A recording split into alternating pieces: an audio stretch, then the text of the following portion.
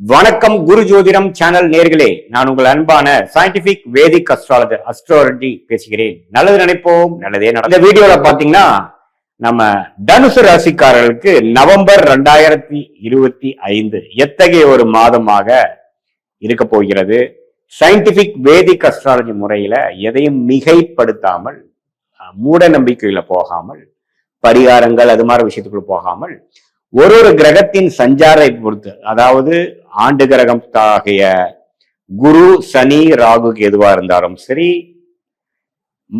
மாதம் ஒரு ராசி விட்டு ஒரு ராசி மாறக்கூடிய மாத கிரகம் என்று சொல்லப்படுகிற புதன், செவ்வாய், சுக்கிரன், சூரியன் போன்ற கிரகங்கள் பெயர்ச்சியானாலும் சரி, தனுசு ராசிக்காரர்களுக்கு எத்தகைய ஒரு தாக்கத்தை வருகிற நவம்பர் 2025 ஆண்டுல இருக்கக்கூடிய நவம்பர் மாதம் எத்தகைய ஒரு தாக்கத்தை கொடுக்க போகிறதுங்கிறது நம்ம துல்லியமான அறிவியல் சார்ந்த ஜோதிட கருத்தை மூலமாக நம்ம பார்க்க போறோம். இந்திய வேத ஜோதிடம் மூலமாக பார்க்க போகிறோம். இப்ப பாருங்க, தனுசு ராசிக்கு ராசி அதிபதி நவம்பர் முதலே பாத்தீங்கன்னா அதிவக்ரமாக கடகத்துக்கு வந்துடுறார்.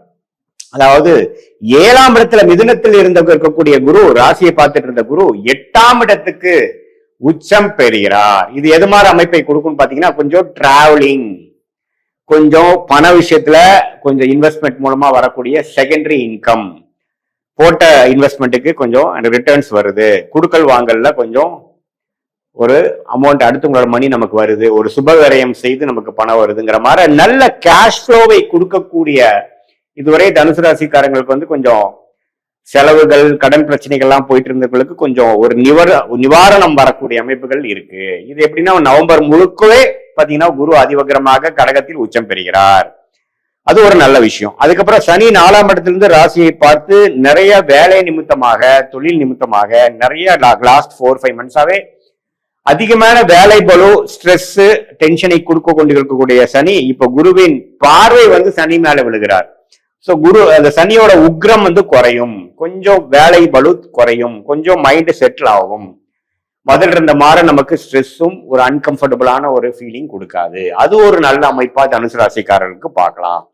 அதுக்கு அடுத்தபடியா பாத்தீங்கன்னா, ராகு 3ஆம் இடத்திலும் கேது 9ஆம் இடத்திலும் இருந்து அந்த ராகு குருவின் பார்வையிலிருந்து விலகிறார். சோ அப்ப என்ன பண்ணுவோம்னா, உங்களுக்கு ராகு குரு பார்வையிலிருந்து விலகி 3ஆம் இடத்துல இருக்கும் பொழுது கொஞ்சம் டிராவலிங் அது மாதிரி விஷயத்துல கொஞ்சம் சௌரிய குறைவுகள் இருக்கலாம். கொஞ்சம் கேர்ஃபுல்லாக உறவுகள் விஷயமாக, இளைய சகோதரர்கள், தந்தையார் விஷயங்கள், இதுல எல்லாம் கொஞ்சம் கவனங்கள், அவங்களோட உடல்நிலையில அக்கறை தேவைப்படக்கூடிய அமைப்புகள் இந்த ஆண்டு கிரகத்தின் சஞ்சாரங்கள் கொடுக்குதுங்க. அதே சமயத்துல மாத கிரகம் பாத்தீங்கன்னா, அந்த புதன், செவ்வாய், சூரியன், சுக்கிரன் எல்லாம் பாத்தீங்கன்னா ஓரளவுக்கு குருவின் பார்வை, மாதத்தின் செகண்ட் ஹாஃப்ல குருவின் பார்வை பெறுகிற மாதிரி அமைப்புக்கு வராங்க, உச்ச குருவின் பார்வை அமைப்பு வராங்க. சோ அதெல்லாம் பாத்தீங்கன்னா, மாணவர்களா இருந்தாலும் சரி, இளைய பருவத்தினர் இருந்தாலும் சரி, நல்ல ஒரு உத்வேகமாக படிக்கக்கூடியது, ஹையர் எஜுகேஷன் படிக்கக்கூடியது, வேலை நிமித்தமாக நல்லா முயற்சி எடுப்பது, காம்படிட்டிவ் எக்ஸாம்ஸ்ல கிளியர் பண்ணி கவர்மெண்ட் விஷயத்துல போறவங்க, ஒரு யூனிவர்சிட்டி கிளியர் பண்ணி அடுத்த லெவல் ஆஃப் இது போறவங்க, ப்ரொமோஷனுக்காக சில டெஸ்ட் எக்ஸாம் எழுதுறவங்களுக்கு எல்லாம் கொஞ்சம் நல்ல பாசிட்டிவான ஒரு உத்வேகம் கிடைக்கக்கூடிய, ஒரு கிளாரிட்டி கிடைக்கக்கூடிய ஒரு அற்புதமான ஒரு மாதமாக இந்த நவம்பர் 2025 இருக்கு. ஏன்னா உச்சகுருவின் பார்வை அருமையான விசேஷ பலனை கொடுக்கக்கூடியது. சூரியன் மேல விழுகுது, புதன் மேல விழுகுது, ஏன் ராஜயோகாதிபதி செவ்வாய் மேல விழுந்து ரியல் எஸ்டேட் துறையில இருக்கிறவங்க, மெடிக்கல் துறையில இருக்கிறவங்க, ஸ்போர்ட்ஸ் ரிலேட்டடான விஷயத்துல இருக்கிறவங்க, பிசியோதெரப்பி, கேட்டரிங் துறை அது மாதிரி இருக்கிறவங்களுக்கு எல்லாம் நல்ல ஒரு ஒரு ரெகக்னிஷன், ஒரு வாய்ப்புகள் கிடைக்கக்கூடிய அமைப்புகள் கண்டிப்பாக தனுசு ராசிக்காரர்களுக்கு நல்ல அமைப்பு இருக்குங்க. ஸோ இடம் சார்ந்த விஷயங்கள், ரியல் எஸ்டேட் அதுல எல்லாம் நல்ல பெனிஃபிட்டுங்க. அதே சமயத்துல இந்த மாதிரி கிரியேட்டிவ் ஃபீல்ட்ல, ஐடி, சாஃப்ட்வேர், மீடியா துறையில இருக்கிறவங்களுக்கு எல்லாம் நல்ல ஒரு ரெகக்னிஷன், நல்ல ஒரு இதுவரை கிடைக்காத வாய்ப்புகள் கிடைக்கக்கூடிய அமைப்புகள் எல்லாமே இருக்கு. ஏன்னா உச்சகுருவின் பார்வையில நம்ம வர்றது அருமையான விஷயம். அதே சமயத்துல சுக்கிரனும் பாருங்க 11ஆம் இடம் லாபஸ்தானத்துல தான் கனெக்ட் ஆகிறார். 6ஆம் இடங்கிற கடன் நோய்க்கு கனெக்ட் ஆகாம 11ங்கிற லாபம் வரும்பொழுது கொஞ்சம் கடன்கள்லாம் குறையக்கூடிய அமைப்புகள் இருக்கு. நான் முதலே சொன்ன மாதிரி குரு 12ஆம் இடம், 2ஆம் இடம், 4ஆம் இடத்தை பார்த்து கொஞ்சம் பண விஷயத்துல சுணக்கங்களை குறைத்து, கொஞ்சம் குடுக்கல் வாங்கல் விஷயத்துல கொஞ்சம் நல்லா கொடுத்து வரவேண்டிய பணம் சேரக்கூடிய அமைப்புகள் கண்டிப்பாக உண்டு. ஒரு பக்கம் செலவுகள் இருந்தாலும் வரவுகளும் உண்டுங்கிறது நீங்க தெரிஞ்சுக்கணும். அதே சமயத்துல இப்போ செவ்வாய் இருக்கக்கூடிய அமைப்புகள் நல்லா இருக்கு. சூரியன் பாத்தீங்கன்னா மாதத்தின் செகண்ட் ஹாஃப்ல பாத்தீங்கன்னா 11ஆம் வீட்டுல இருக்கக்கூடிய சூரியன் 12ஆம் இடத்துக்கு வந்தாலும் குரு பார்வை பெறுகிறார். ஸோ என்ன ஆகும், கொஞ்சம் டிராவலிங் மூலமாக ஐடி துறையில இருக்கிறவங்களுக்கு ஒரு வாய்ப்பு கிடைச்சி வெளிநாடு போகிறது, ஆன்சைட்டுக்கு போறதுன்னு சொல்லுவாங்க பாத்தீங்களா, அது மாதிரி விஷயத்துக்கு போறது, இம்போர்ட் எக்ஸ்போர்ட் பண்றவங்க அவங்க ஆர்டர்ஸ் ரிலேட்டடா கஸ்டமரை பார்க்க போறது, அது மாதிரி கொஞ்சம் டிராவலிங்லாம் கொடுக்கக்கூடிய அமைப்புகள் ஒரு நல்ல விஷயத்துக்காக ஒரு காங்கிரீட்டான ஒரு ரிசல்ட் கொடுக்கக்கூடிய அமைப்புக்காக நம்ம போகக்கூடிய அமைப்புகள் காட்டுகிறது. இதே மாதிரி சில பேர்த்துக்கெல்லாம் பாத்தீங்கன்னா அந்த ஷேர் மார்க்கெட் ஸ்டாக்ஸ் அதுல ஸ்பெகுலேஷன் இருக்கிறவங்களுக்கு திடீர் லாபங்கள் கிடைக்கக்கூடிய அமைப்பும் பரிபூர்ணமாக உண்டு. ஏன்னா குரு உச்சகுரு 8ஆம் இடத்துக்கு வருவது நல்லது.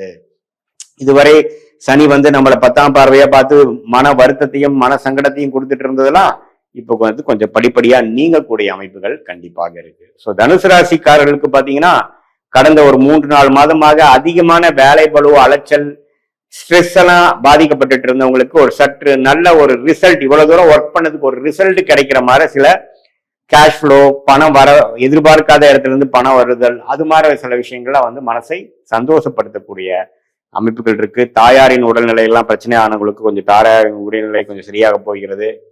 அதே சமயத்துல ஒரு சுப விரயங்கள் செய்து அது மூலமாக லாபங்கள் எடுத்து இன்னொரு இடத்துல இன்வெஸ்ட் பண்றது, அது மாதிரி விஷயம். சில பேருக்கு நிறைய டிராவலிங், வெளிநாடு வெளி மாநிலத்துலாம் போகக்கூடிய அமைப்புகள், இருக்கிற ஆஃபீஸ் விட்டு அடுத்த ஒரு இடம் மாறக்கூடிய அமைப்புகள், பிசினஸ் இருக்கிறவங்க நல்லா ஒரு புது பிரான்ச்சா அமைக்கக்கூடிய அமைப்புகள், அது மாதிரி கொஞ்சம் கூட்டு தொழில், புதுசா ஒரு கூட்டு தொழில் மூலமா ஆரம்பிச்சு பண்ணக்கூடிய அமைப்புகள், கூட்டா செய்யக்கூடிய தொழில அதிக லாபம் பெறக்கூடிய அமைப்புகள் தனுசு ராசிக்காரர்களுக்கு இருக்கிறதுங்க. இது ஒரு பொதுவான பலனை தவிர உங்களுடைய பிறந்த தேதி, பிறந்த நேரம், பிறந்த ஒரு கொடுத்தீங்கன்னா உங்களோட ஜாதகம், ஜென்ம ஜாதகத்தை போட்டு அதுல நீங்க என்ன நட்சத்திரத்துல என்ன ராசியில பிறந்திருக்கிறீங்க, அதுல என்ன பாதத்துல பிறந்திருக்கீங்க, என்ன லக்னத்துல பிறந்திருக்கீங்க, அதை வைத்து வரக்கூடிய தசாபுக்திகள் எப்படி இருக்கு, உங்க லக்னத்துக்கு அது யோக திசையா இருக்குதா, என்ன ஆதிபத்தியம் பெற்றிருக்கிறார், அந்த தசநாதனை எப்படி ஒரு ஸ்தான பலம், திக்பலம், திருப்பலத்தோட உங்க ஜாதகத்துல இருக்கார், யாரால் பார்க்கப்படுகிறார், யாரால் சேர்க்கப்படுகிறார், எந்த ஒரு கிரகத்தோட சேர்ந்து இருக்கு